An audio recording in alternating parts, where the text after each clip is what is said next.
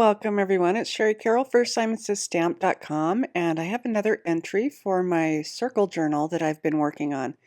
For this journal, I'm going to do something a little bit different. I'm working with some Hero Art stamps and also matching stencils.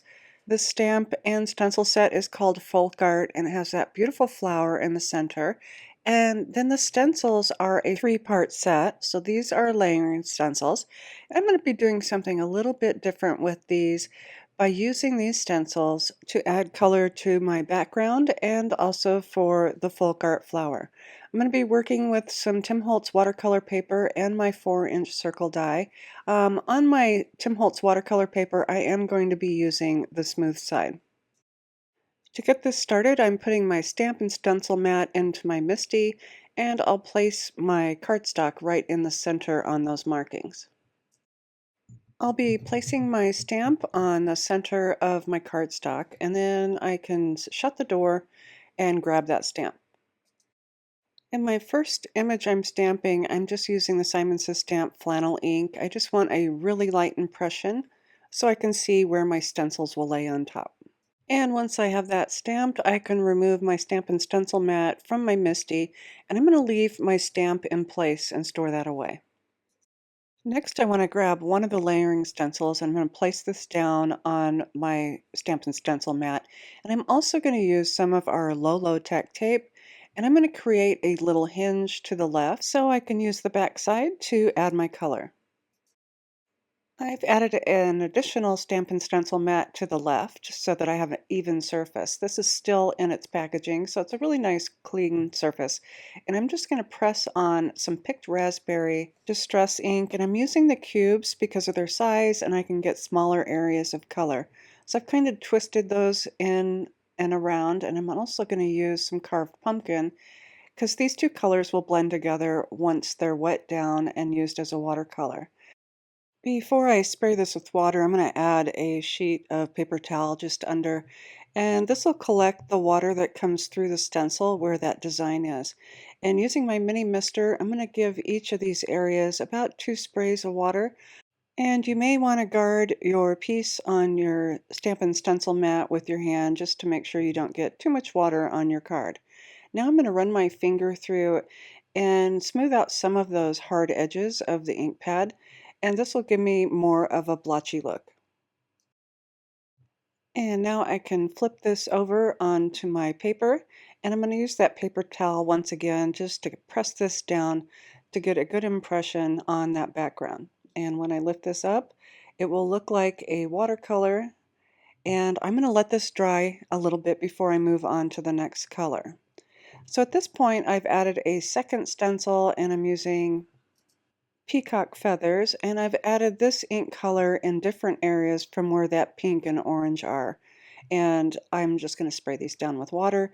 Once again, I'll run my finger over just to get these a little bit blotchier. And again, flip that over and use that paper towel to soak up some of that ink that's coming through the stencil. And when I lift that up, I've added that blue, and it mixes in really well with the other colors. And using the same stencil, I'm going to add some mustard seed in the center since it'll really blend well with the orange and the blue, and it'll create some green and also a lighter orange. So again, I'll spritz this down, move that ink around a little bit, press that onto the cardstock, and now I have a nice mix in the center. And with my third stencil in place, I'm going to start filling in some colors in areas that I think need it. And so I want to add some blue right to that. It'll end up on the left edge of my paper. And also some mustard seed at the very top to fill in above that flower.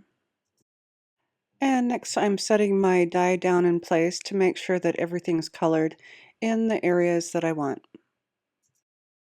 And now I'm ready to use the stencil as it's intended, and I've put that first layer on, and I still have my tape on my stencil so I can peek at my coloring underneath every now and again.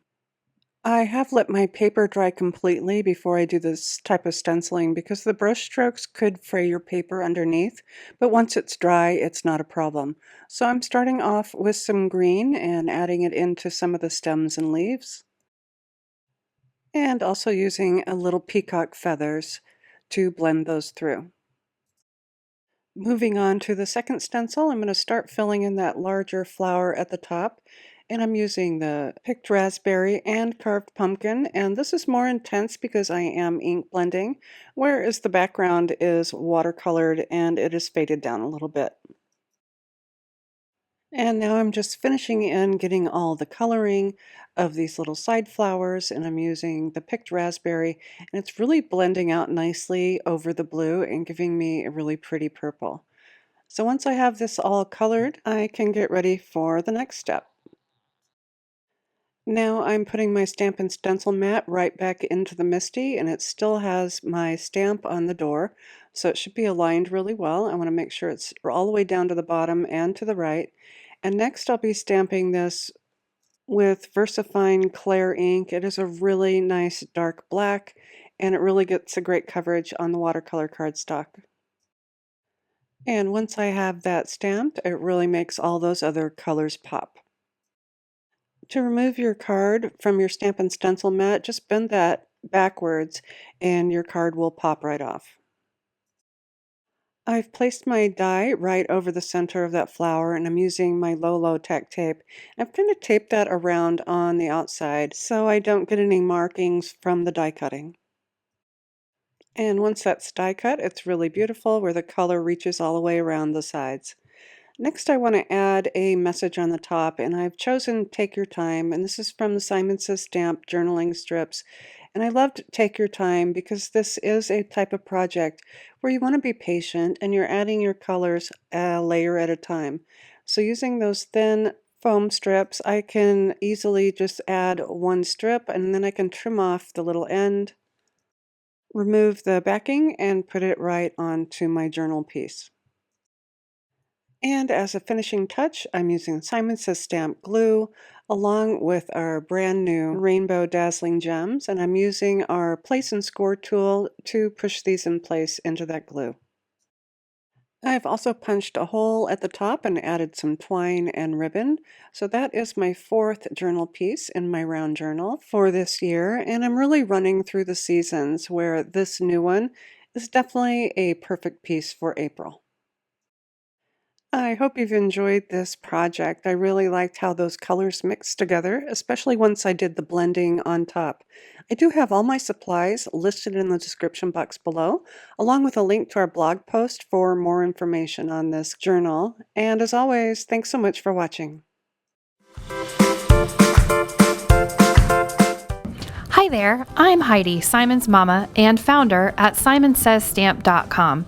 Thank you so much for watching our video. If you like what you just saw, be sure to press the thumbs up and subscribe to see more great content.